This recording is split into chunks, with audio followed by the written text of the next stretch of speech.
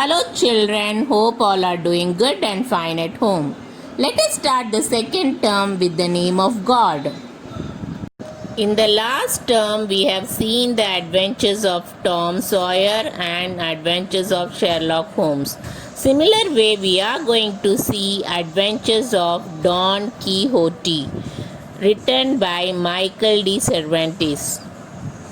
Don Quixote is fond of reading stories about knights and he imagines himself as knight and does lot of adventures. Let us see in the lesson. Once upon a time in a village called La Mancha in Spain, there lived a man who loved to read about knights. Every day he would read about courageous knights and the incredible adventures they had.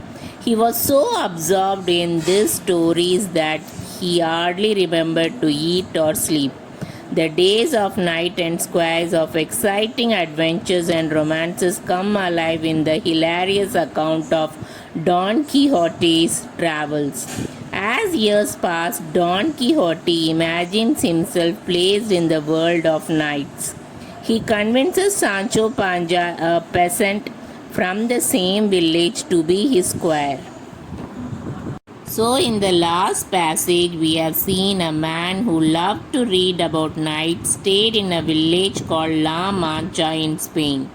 Every day he used to read about knights. He was so much involved in that he forgot to eat or sleep.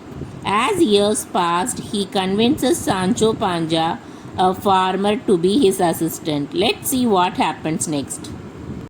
Don sets on a journey in search of a squire. He meets Sancho Panza. Sancho Panza, how would you like to become my servant and accompany me on a great adventure? Your servant? Yes, if you serve me faithfully and honestly, I will reward you with an island. An island? Are you serious? I vow it upon my honor as a knight, so will you come with me? Yes, master, I'll come with you. The two men set out on a journey together. On the hill in front of them, they could see a large old windmill. When he saw it, Don Quixote's eyes began to sparkle.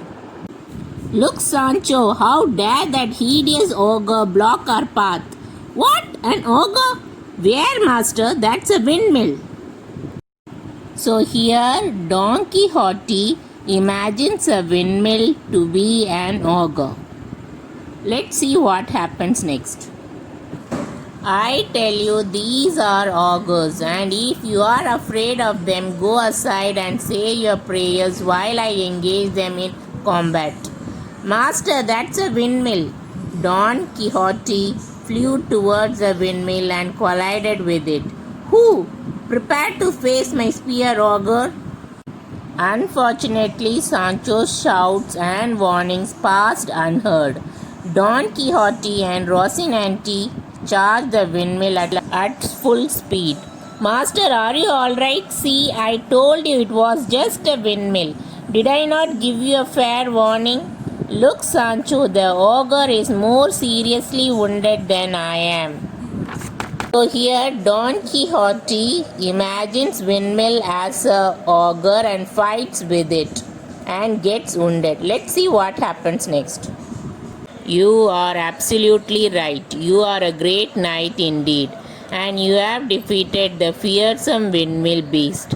Listen to me, Sancho. Someday people will write off our great exploits, but we must have worthy of that honor by vanquishing villains and upholding justice. Do you understand? In fact, the windmill was working perfectly fine. Sancho did his best to dissuade Don Quixote from attempting anything else reckless. As Don Quixote and Sancho passed a farm, they saw a thick cloud of dust appear. So here Sancho appreciated Don Quixote for winning over the windmill beast. And Don said that their great deeds will be written in history and they should be worthy of it by defeating the villains and upholding